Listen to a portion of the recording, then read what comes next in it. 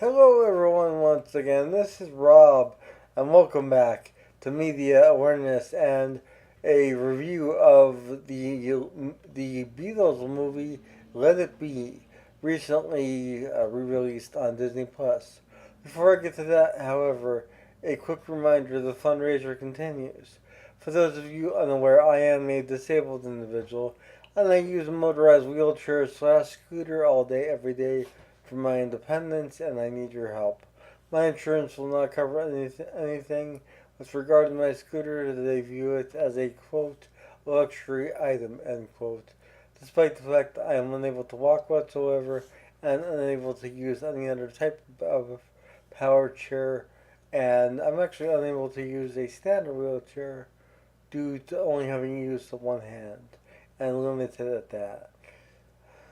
With all of that stated, I do have a spot fund account linked below. It's set up in two places, directly below the title in the description, as well as in a separate section below that. Any and all help is welcome. I am endeavoring at the current time to refurbish my existing scooter. That way it will last me as long as I need it to last.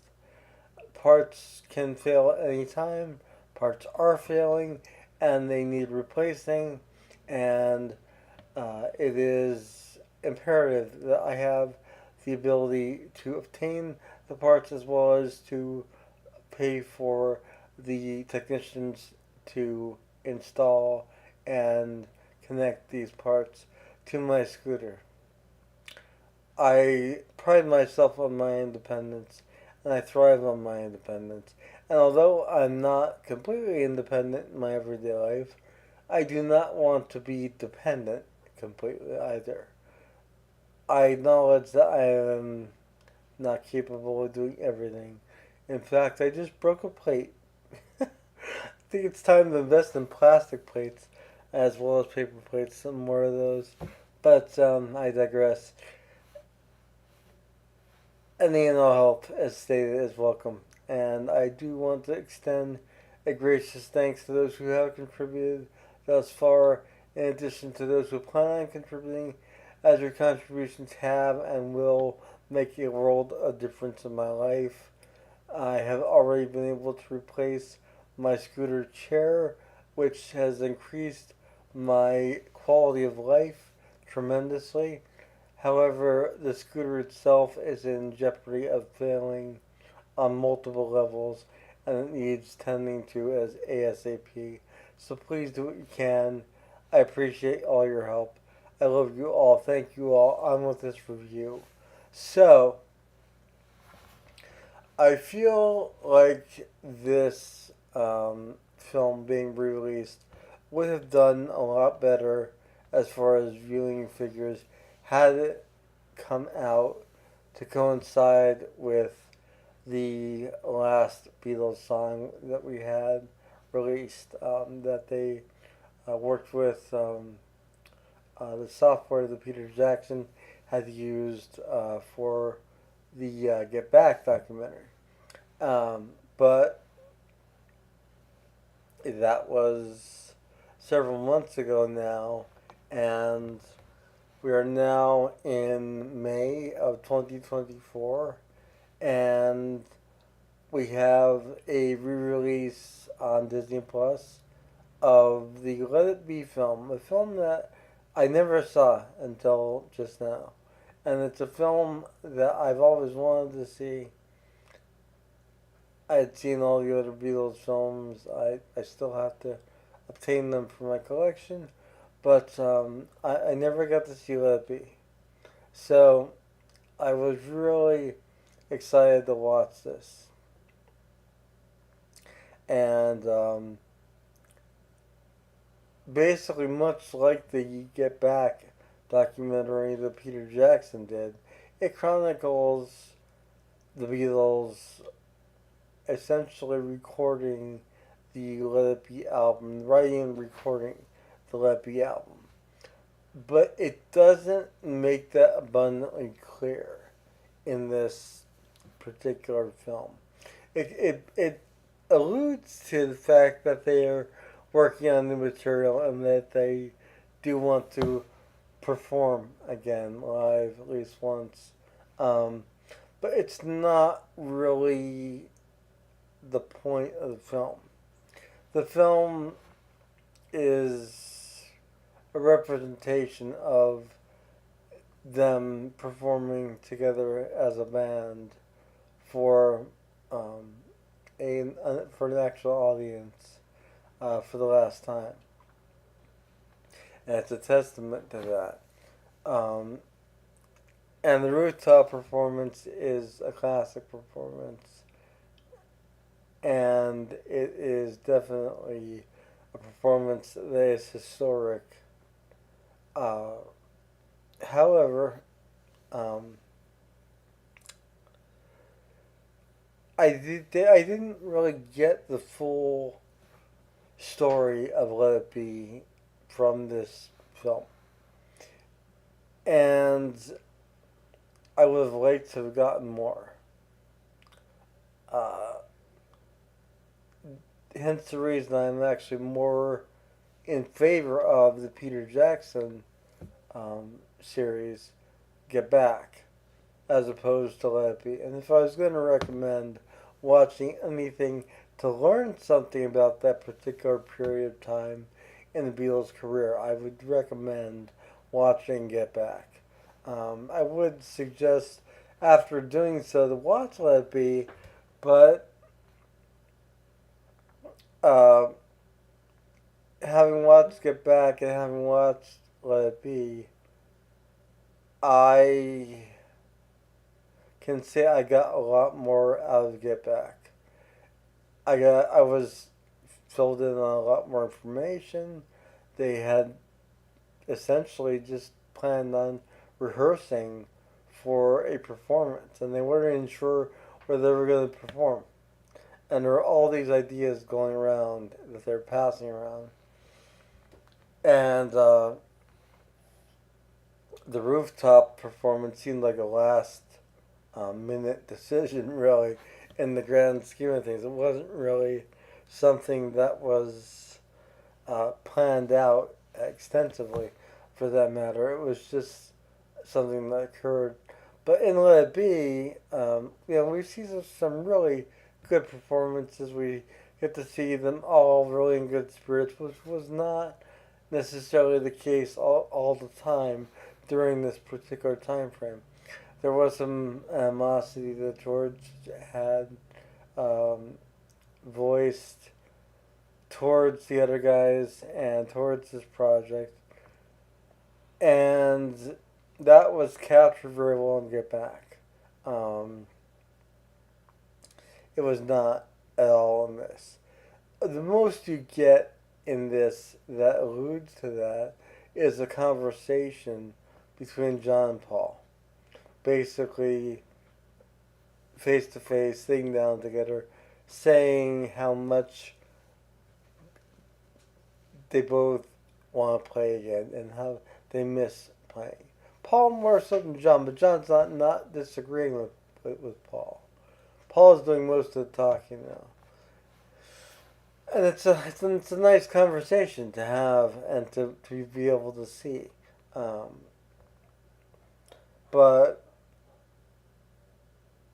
for those of you unaware, Let It Be, the album, was a really ambitious endeavor that unfortunately failed and didn't fail at the same time.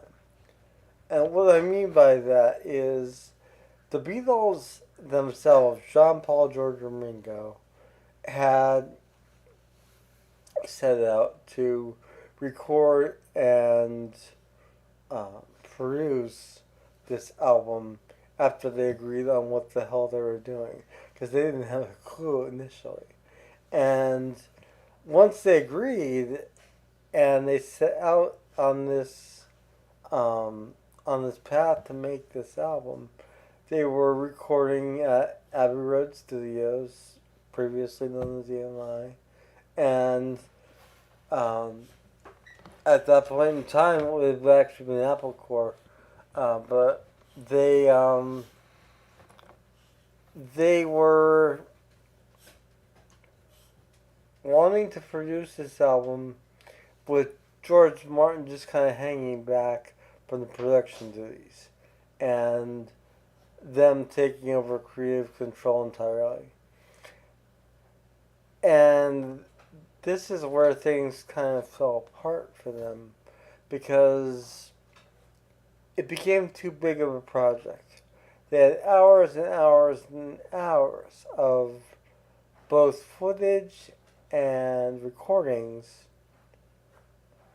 and no way to actually cohesively put it together themselves because they were really at that point in time at the end of their career as the Beatles.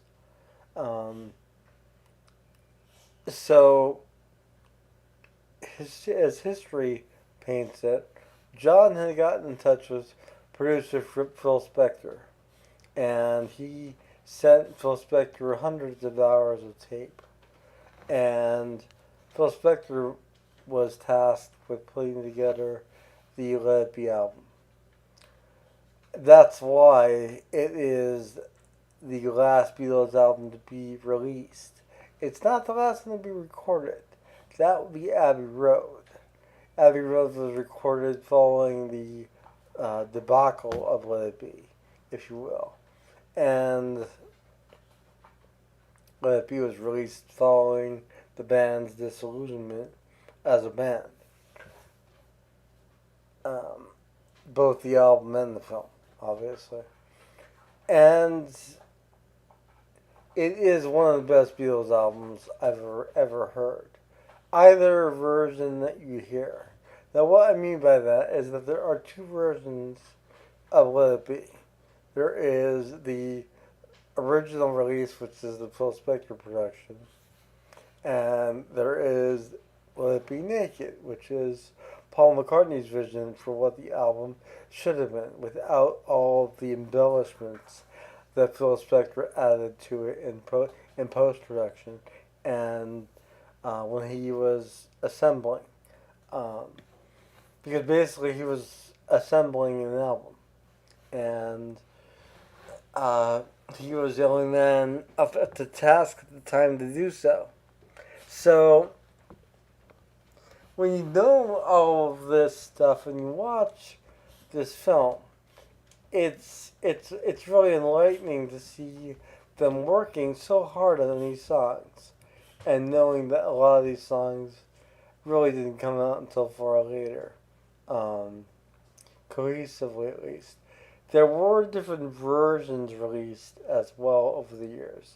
I believe that there were different cuts, different edits that George Martin had helped with of Get Back, of Let It Be, as well as a few other tracks that were done and released in between um, the White Album and Abbey Road. I could be wrong on that, but I'm fairly certain those releases came out, and that's why they sound so drastically different from the finished product of the Let It Be album, because they are different, and there's different solos being played, different um, elements to the mix, um, and of course the Phil Spector version sounds huge. You listen to the Long and Winding Road; it's got the orchestra behind it on the final product, and when you watch the performance of it in the Let It Be film, and when you see them performing it, you realize how scaled back it was, and that's the version you get on Let It Be Naked as well.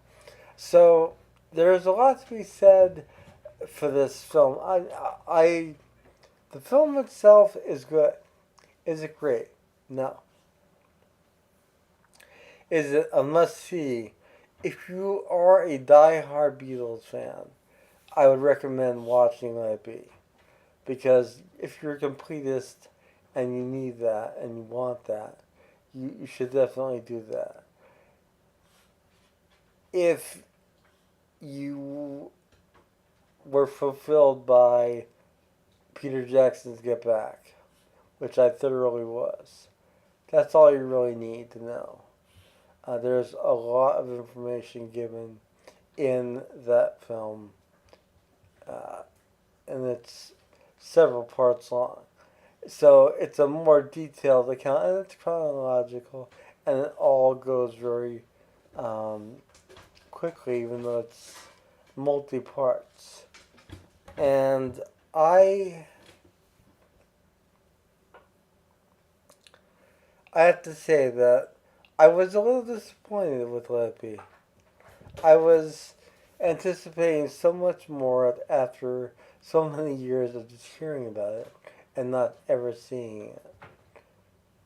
And I'd seen little clips here and there, you know, of uh, the rooftop performance in different documentaries and some of the studio footage that was recorded in EMI. But that was really all I ever saw. So it was neat to see it, but I I felt like I was best analogy I could give because I listen to audiobooks. I'm not able to. My eyesight's not very good, so I'm not able to read uh, books, um, standard books. I listen to audiobooks, um, and the best analogy I could give is it's like listening to a abridged audiobook of a long form novel. In that so much is cut out and so much is uh, just lacking that you're just barely getting the main plot points of the story. And it's it's not it's not really a an accurate portrayal of the time and what they were going through on all levels, interpersonally, um, and there it was just if you're curious about the end days of the Beatles, so to speak, watch Get Back. It's definitely a lot more informative, and it's worth the time and effort to put in. Also, there are some really, really great insights that you get from Get Back that you do not get in Let It Be. Especially with regard to George and his opinion on the project itself and his sort of I don't want to say disdain, but he sort of had this opinion that the band shouldn't have to perform anymore live. That they had already done that, and they should just keep doing something new in different medium. And yeah, that was his. That's the takeaway that you get from Let It Be. When you want to get back, you get a lot more of that and just more. And it really sheds a lot more light on why things happen the way they did. But in chronology, in terms of the albums, like I said, Let It Be was released last, even though it was recorded prior to Abbey Road. Interestingly, though, parts of Abbey Road were written during the Let It Be sessions slash rehearsals because they were trying to rehearse material for a show. So it is interesting to kind of get both perspectives, really. But I was happy with Get Back. And watching Let It Be, I think after watching it back, was sort of a letdown, really. After so much hype being made over it over the years.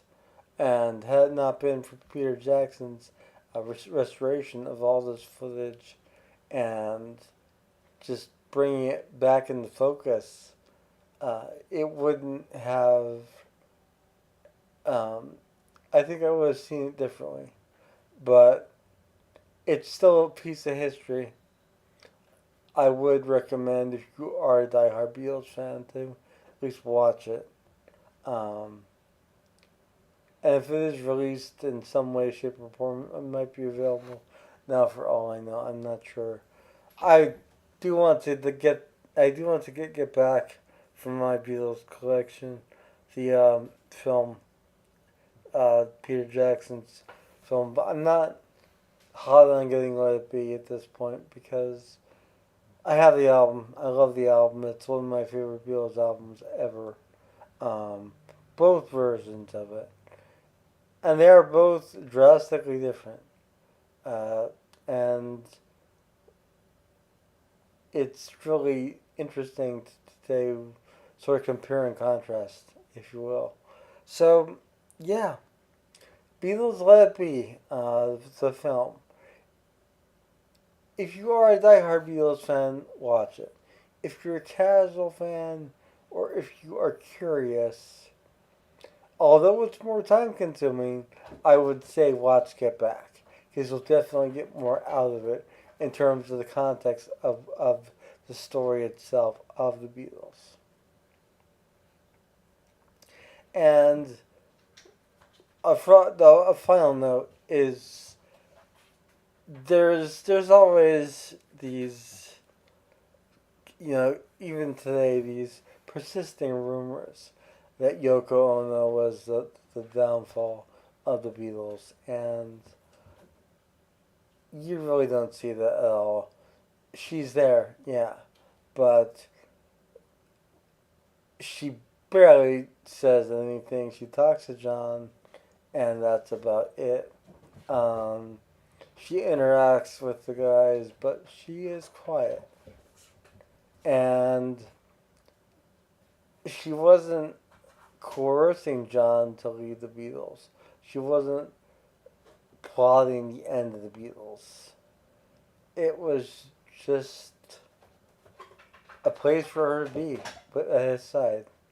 And I think at that point in time, it was really what John needed, in my opinion.